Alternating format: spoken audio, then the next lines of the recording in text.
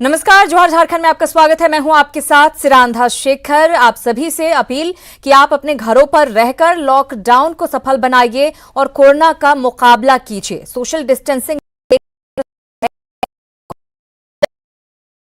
127 पर पहुंच गया। कल 2 नए मामले सामने आए। जमशेदपुर एमजीएम में अब सतर्कता बरती जा रही है क्योंकि नर्स एक जगह पर आ गई है पॉजिटिव। बोकारो कोरोना मुक्त अब हो गया। ये अच्छी खबर। सभी 9 मरीज जो यहां पर थे स्वस्थ हो चुके हैं। कोरोना से मौत की दर भी झारखंड में कम है।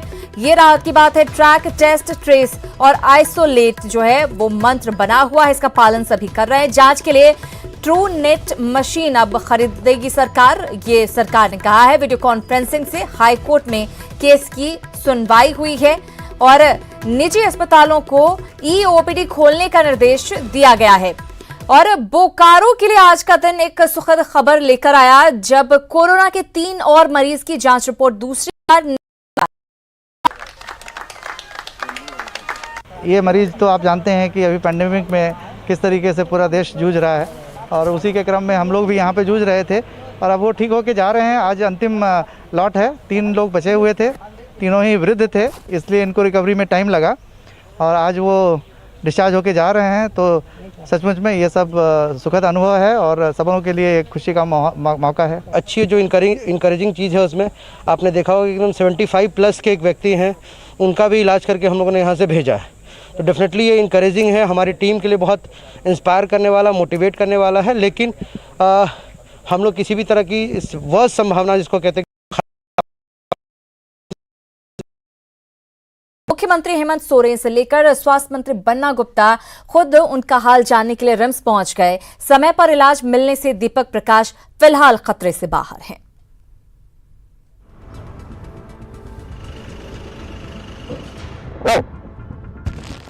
प्रदेश अध्यक्ष सह बीजेपी के राज्यसभा प्रत्याशी दीपक प्रकाश को गुरुवार सुबह अपने घर में हार्ट अटैक आया, जिसके बाद उन्हें आनन फानन में रिम्स लाया गया। दीपक प्रकाश के रिम्स लाए जाने की खबर मिलते ही स्वास्थ्य मंत्री बन्ना गुप्ता ने पूरे स्वास्थ्य महकमे को अलर्ट कर दिया। उनके इलाज के लिए 4 डॉक्टरों की टीम गठित की गई और अगले ही पल उनका इलाज शुरू हो गया। चूंकि हार्ट अटैक सीवियर था, दीपक प्रकाश की एंजियोप्लास्टी की गई। फिलहाल समय पर बेहतर इलाज मिलने के कारण उनकी स्थिति सामान्य हो गई है। हम लोग को सूचना जैसे स्टेबल है और उम्मीद करते हैं कि कुछ दिनों में बिल्कुल स्वस्थ हो जाएंगे। इधर दीपक प्रकाश को आए हार्ट अटैक की खबर मिलते ही मुख्यमंत्री से लेकर स्वास्थ्य मंत्री, सांसद और विधायक उनका हाल जानने रिम्स पहुंचने लगे। मुख्यमंत्री ने खुद रिम्स के निदेशक डॉक्टर डीके सिंह से भी बात की और दीपक प्रकाश को बेहतर से बेहतर स्वास्थ्य सुविधा मुहैया कराने की बात कही। वहीं स्वास्थ्य मंत्री बन्ना गुप्ता ने उनकी स्थिति पूरी तरह से स्टेबल होने की जानकारी दी। मौके पर मौजूद बीजेपी के सांसद संजय सेठ ने भी उनकी स्थिति पर संतोष जताया। और मुझे लगता है कि जो गति यहाँ के डॉक्टरों ने दिखाई है उसका परिणाम आपको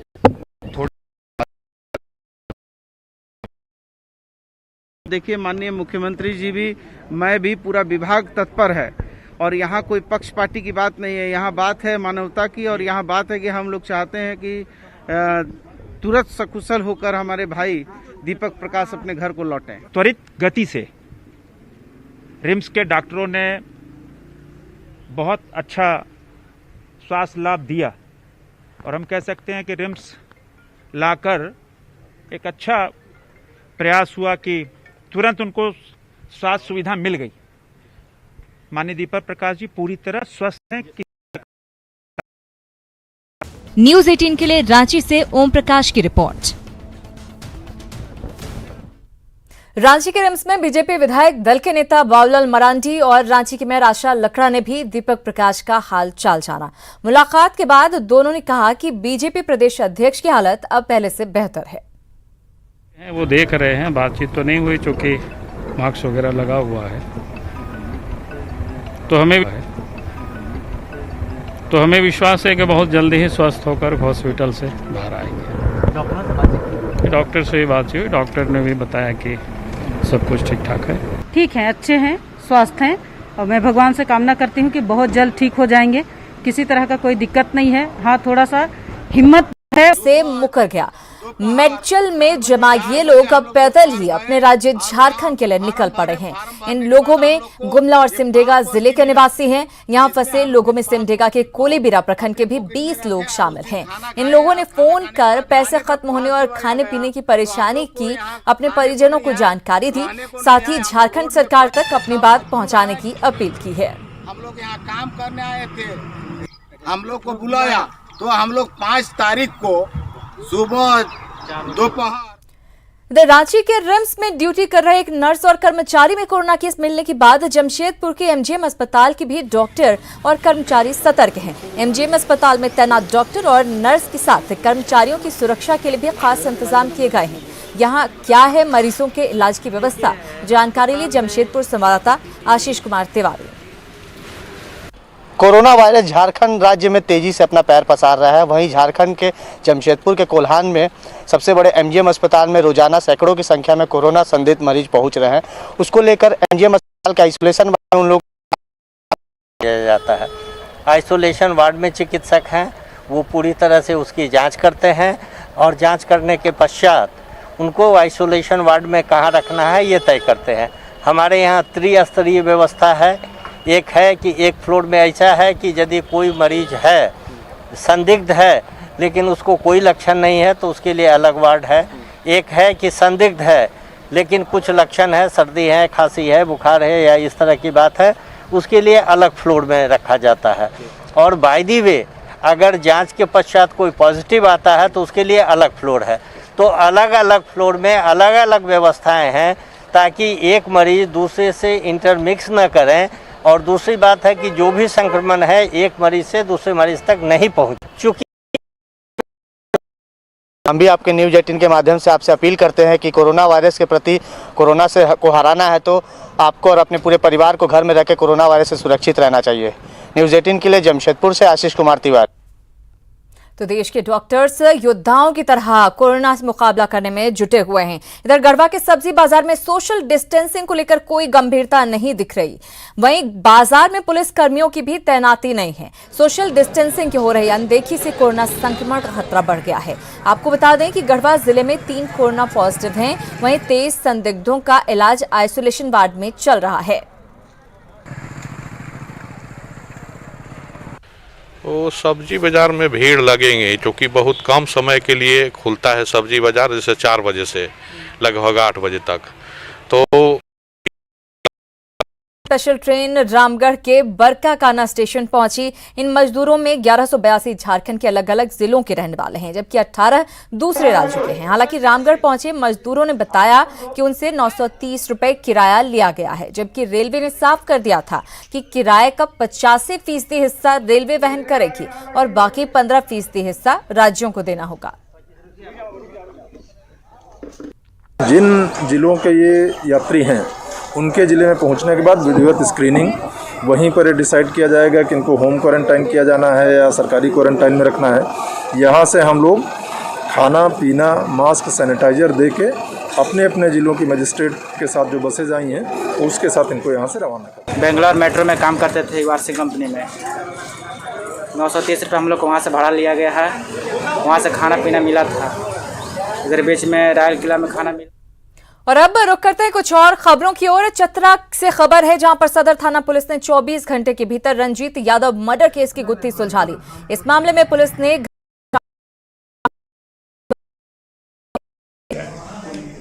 इस कांड में अग्रतर अनुसंधान और छापामारी के क्रम में उमेश कुमार दांगी को भी गिरफ्तार किया गया है।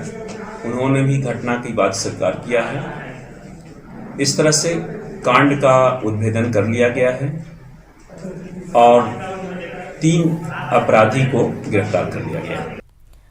गुमला के एक शख्स की अपहरण के बाद हत्या कर दी गई। गुमला के रहने वाले अंगनू उरांव का बुधवार की देर रात लोहरदगा के भंडरा से अपहरण कर लिया गया था और 12 घंटे के बाद गुमला में उसके घर से 3 किलोमीटर दूर उसका शव बरामद किया गया। अंगनू उरांव मवेशी खरीद बिक्री का काम करता था। हत्या के खाते में योजना की पहली किश्त आते ही सभी पैसे उड़ा लिए। देखिए दुमका से ये रिपोर्ट।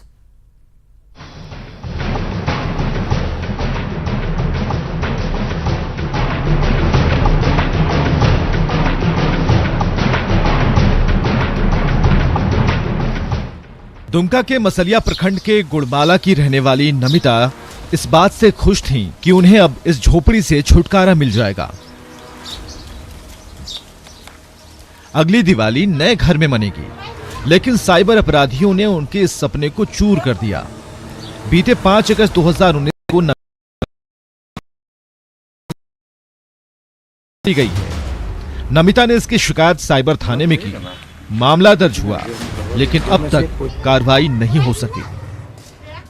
दुमका में जो किया है सर साइबर क्राइम में, उसके बाद फिर गया तो फिर एक बार इंस्पेक्टर सब आया था थाना में, उस टाइम मैं भी गया था साथ में सर। बस वही इंस्पेक्टर सब आया था और जो लेके बाइन लेके गया तो उसके बाद तो बहुत परेशानी हो रही है सर। सभी गांव का सभी का घर बन रहा है सर, और हमारा भैया का नहीं बन रहा है सर। बहुत परेशानी है, दुखद की बात है। मोदी सरकार ने दिया है सभी को। नमिता को पीएम आवास की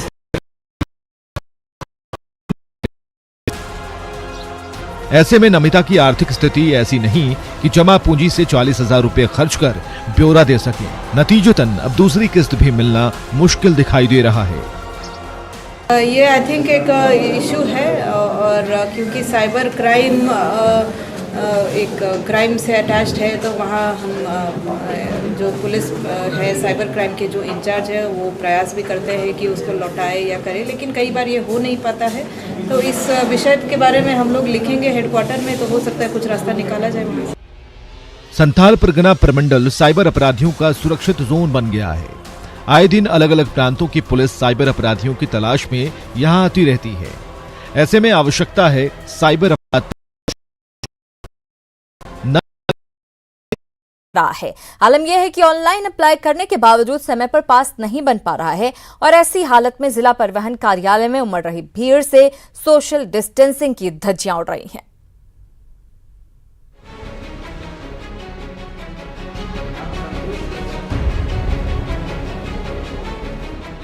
कोरोना बंदी ने वैसे लोगों की परेशानी बढ़ा दी है जिन्हें आपात स्थिति में जिले से बाहर से निकलना है।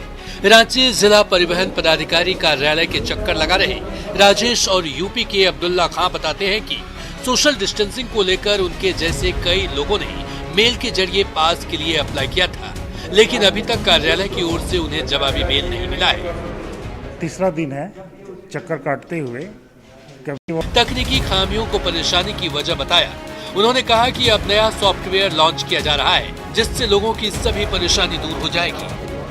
कल से लोगों को सुविधा होने लगेगी और पास अपने घर बैठे वो अप्लाई करेंगे, और सॉफ्टवेयर के माध्यम से हम लोग कोशिश करेंगे कि 24 घंटे के अंदर उनको पास मिल जाए। और लोगों से यही अनुरोध है कि अगर वो कहीं जा रहे हैं तो कम से कम एक दिन पहले अप्लाई कर दें, ताकि उनको पास समय पर मिल जाए। डीटीओ कार्यालय में सोशल डिस्टेंसिंग को ध्यान में रखते हुए लोगों से ऑनलाइन आवेदन ही मांगा जा रहा है। वहीं लोगों को रवानगी की तारीख से एक दिन पहले पास के लिए अप्लाई करने की सलाह दी गई है। उम्मीद यही है कि नया सॉफ्टवेयर जरूरतमंदों के सफर को आसान बनाएगा। रांची से ओम प्रकाश के साथ संजय कुमार सिंह की रिपोर्ट।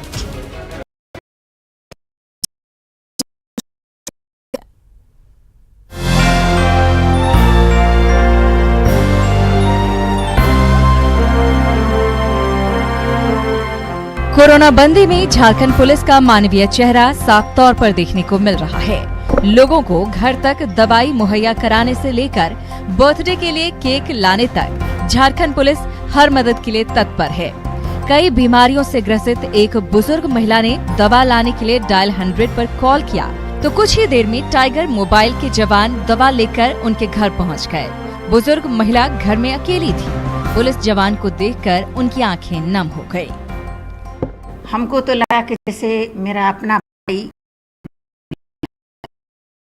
और फिर बरियातों से दवा लेकर उनके हाथों में सौंपा। हम लोग को बड़ा बाबू जो है से फोन किए कि थाना पर आइए। गए वहाँ से मैंने एड्रेस दिए, मोबाइल नंबर इनका दिए, इनसे बात किए, क्वार्टर नंबर पूछे, बताए, तो फिर यहाँ से आकर के हम लोग को पुर्जी दिए। देखिए, जिस दिन से डीजी साहब का आदेश हुआ कि बुजुर्ग जो हैं घर में, उनके बच्चे घर पे नहीं है, बाहर है, विदेश में है, तो वो वरिष्ठ नागरिक को ज़्यादा से ज़्यादा सेवा दे सकें, तो जिस जिला से कॉल स्थित बौद्ध मंदिर में कोरोना संक्रमण से मुक्ति दिलाने और विश्व शांति के लिए विशेष प्रार्थना की गई। हालांकि इस बार कोरोना संक्रमण की वजह से बुद्ध पूर्णिमा का पर्व सांकेतिक रूप से मनाया गया। न तो भंडारा हुआ और न ही प्रभात फेरी ही निकाली गई। बस मंदिर में 108 दीप जलाकर कोरोना से मुक्ति के लिए प्रार्थना की गई।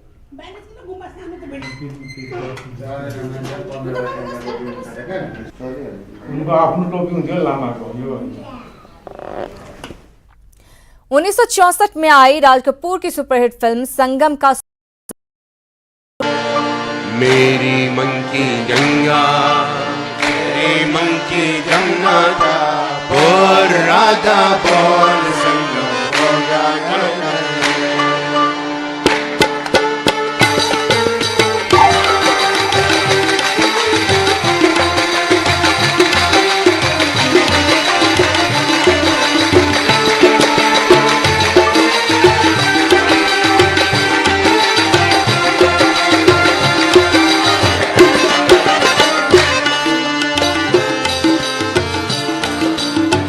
تعرض نحوي وأبدى ابتسامة فلما تبسمت سل الحسام حرامة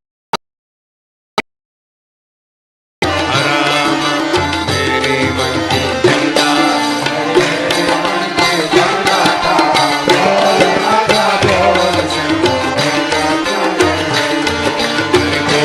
राधा बोल संगम।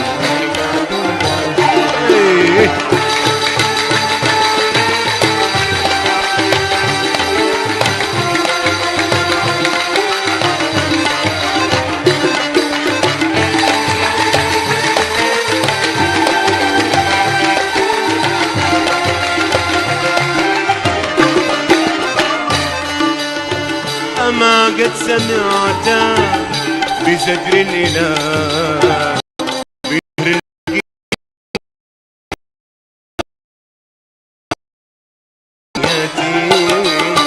إذا كنت حرا وترعى الدماء إذا كنت حرا وترعى الدماء मेरी मन की गंगा।